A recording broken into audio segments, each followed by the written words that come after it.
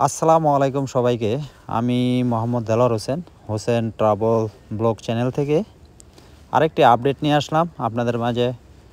আল আকসা বারুইপুকুর পাড় জামে মসজিদের আজকেও প্রতিদিনের মতো বালু ভরাটের কাজ চলছে।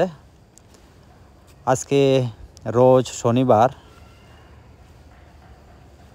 22 নভেম্বর, এখন সময় রাত্র 11:35। সবাই দোয়া করবেন ইনশাল্লাহ আমরা যাতে দ্রুত বালু ভরাট করে মসজিদের কাজটা সম্পূর্ণ করতে পারি ইনশাআল্লাহ।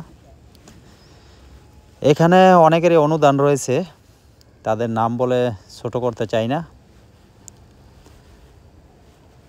আর যারা যারা অনুদান দিবেন এই মসজিদের জন্য স্ক্যান দেওয়া নাম্বারটি এবং এই আল আকসা জামে মসজিদের যে কমিটির সাথে যোগাযোগ করতে পারেন।